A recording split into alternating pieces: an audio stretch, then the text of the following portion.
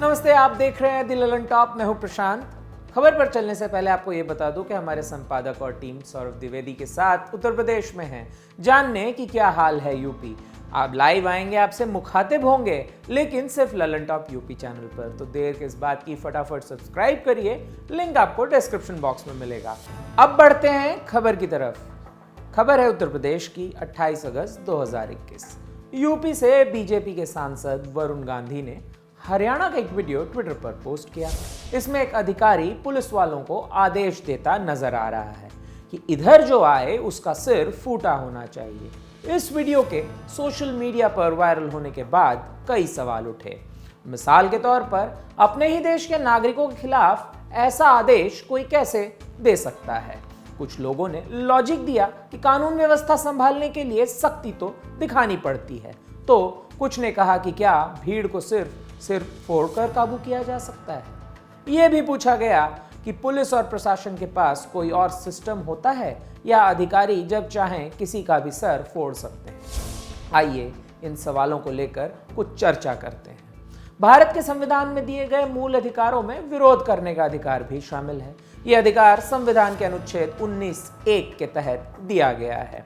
हालांकि इन पर कुछ बाध्यताएं भी हैं। मतलब, संविधान आपको विरोध करने का अधिकार तो देता है, लेकिन उसकी भी सीमाएं हैं। विरोध अगर हिंसक या अपमानजनक हो तो उस पर रोक लगाई जा सकती है। किसी भी संगठित प्रदर्शन के लिए पुलिस की अनुमति लेने का प्रावधान होता है। ऐसा ना करने पर पुलिस को एक्शन लेने का अधिकार मिला हुआ है। बात साफ है, विरोध की इजाजत है, लेकिन अव्यवस्था पैदा करने की नहीं है। पुलिस का एक्शन शुरू होने से पहले किसी भी सभा का अवैध होना जरूरी है। कानून की भाषा में कहें तो किसी भी अनलॉफुल असेंबली को हटाने का अधिकार पुलिस के पास है।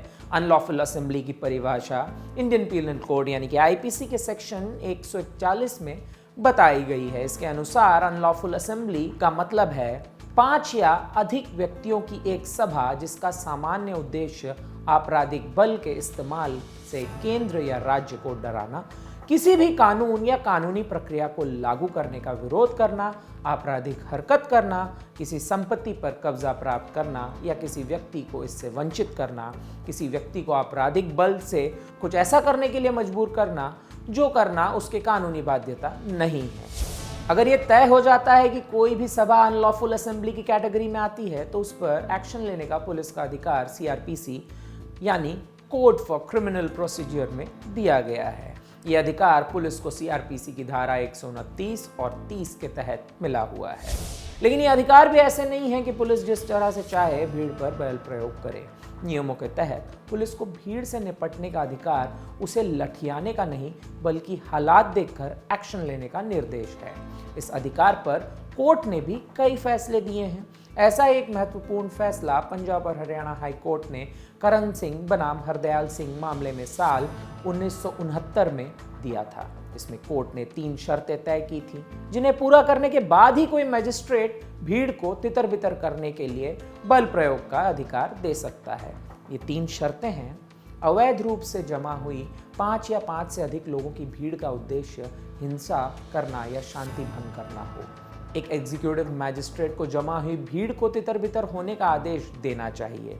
इस आदेश के बावजूद लोग अपनी जगह से अगर ना हट रहे हों तब भीड़ पर लाठीचार्ज किया जा सकता है या उसको तितर बितर करने के लिए कोई और तरीका इस्तेमाल किया जा सकता है। इस सिलसिले में सुप्रीम कोर्ट ने साल 2015 में अनीता ठाकुर बनाम state of Jammu and Kashmir के मामले में भी एक महत्वपूर्ण टिप्पणी की थी। कोर्ट ने कहा था, जहां लोग शांतिपूर्ण तरीके से जमा हो वहां पुलिस का बल प्रयोग करना गैर जरूरी है। हालांकि जब भीड़ या सभा हिंसक हो जाए तब बल प्रयोग किया जा सकता है, लेकिन बल प्रयोग के दौरान पुलिस की बेकाबू हो जाती है, वो क्रूरता की सभी सीमाएं लांघ जाती है और तब भी बल प्रयोग जारी रखती है जब भीड़ काबू आ चुकी है। ये मानवाधिकार और मानवीय गरिमा का हनन है। यही कारण है कि मानवाधिकार कार्यकर्ता लगातार महसूस करते हैं कि पुलिस अक्सर अपने अधिकारों का गलत इस्तेमाल करती है और कानून के शासन के लिए खुद खतरा बन गई है। वक्त वक्त पर कई संगठन भीड़ के नियंत्रण को लेकर बल प्रयोग पर सिफारिशों और निर्देश देते रहे हैं। इस मुद्दे पर भारत यूनाइटेड नेशंस के 1990 के उस संकल्प में भी बाधा है जिसमें नागरिकों पर पुलिस या दूसरी फोर्स को नरमी से पेश आने की बात कही गई है। इसके अलावा भारत के bureau of public research and development BPRD ने भी वक्त वक्त पर अपनी सिफारिशें दी हैं। साल 2016 में BPRD ने क्राउड कंट्रोल को लेकर महत्वपूर्ण बातें कही हैं। इनमें शामिल है सबसे पहले भीड़ को कंट्रोल करने के लिए साइकोलॉजिकल तरीका अपनाया जाए। मिसाल के तौर पर उन्हें चेतावनी देने और डराने की कोशिश की जाए। इन तरीकों से भीड़ से हल्की फुल्की बातचीत और उनके नेता के साथ बैठकर बात करने की सलाह दी गई है। रिपोर्ट में कई किस्सों के जरिए बताया गया है कि कैसे पुलिस अधिकारी की एक छोटी सी बातचीत मामले को संभाल सकती है। BPRD ने एक किस्से का भी जिक्र किया है। बताया यूपी के एक डिस्ट्रिक्ट हेडक्वार्टर पर जब घंटों बिजली गुल रही तो लोग पावर स्टेशन पर आग लगाने पहुंच गए। सैकड़ों की भीड़ पावर सब स्टेशन पर पहुंच गई। मौके पर जिले के SP भी पहुंचे। भीड़ लगातार हिंसक होती जा रही थी। लोगों ने SP को रास्ते से हटने को कहा। SP ने विनम्रता से उनकी बात सुनी और कहा कि जब तक लाइट नहीं आती वो सबके साथ यहीं इंतजार करेंगे। थोड़ी देर में भीड़ में मौजूद लोगों ने उनकी चल रही फुटबॉल सीरीज पर बात करने लगे। माहौल काफी हल्का हो गया। कुछ देर में भीड़ तितर बितर हो गई। इस तरह के कई तरीके इस रिपोर्ट में बताए गए हैं। BPRD ने कहा कि सारे तरीके फेल होने के बाद ही सीमित मात्रा में बल प्रयोग किया जाए। भीड़ को बताया जाए कि अगर वो आगे बढ़ी तो उस पर बल प्रयोग किया जाएगा। मतलब पहले वार्निंग दी जाए, उसके बाद आंसू गैस के गोलों का इस्तेमाल किया जाए। इससे भी बात न बने तो लाठीचार्ज किया जा सकता है। लाठीचार्ज करते वक्त उतनी ही ताकत का इस्तेमाल किया जाए जितना भीड़ को हटाने के लिए ज़रूरी है। मतलब अगर 20 लोगों की भीड़ है तो 100 लोग लाठी लेकर ना टूट पड़े। लाठीचार्ज भी असीमित ताकतों से ना किया जाए। मतलब ये नहीं कि अगर भीड़ डर कर भागे तो उन्हें दौड़ाकर बेसुध होने तक पीटा जाए। लाठीचार्ज करते वक्त ये ध्यान रखा जाए कि सर पर चोट न लगे। कैनचार्ज से हुई मौत की तुलना में पुलिस फायरिंग से हुई मौत की व्याख्या करना आसान है।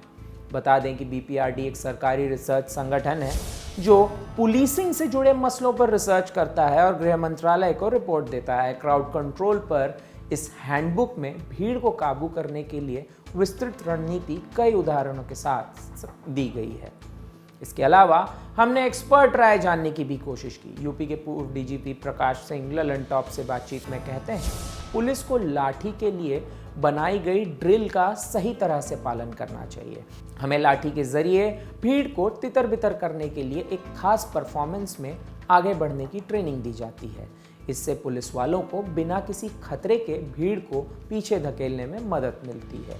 लाठियों को प्रदर्शनकारियों को पीटने के लिए नहीं रखा गया है। वहीं एक मौजूदा IPS अधिकारी ने नाम न बताने के शर्त पर बताया, ये बात सही है कि पुलिस अधिकारी को हर तरह की ट्रेनिंग और प्रोसीजर समझाए जाते हैं, लेकिन ऐन वक्त पर मौके की नज़ाकत देखते हुए भी फैसला लिया जाता है। हालांकि आम जनता के ऊपर घातक प्रहार तो किसी भी तरह से सही नहीं ठहराया जा सकता।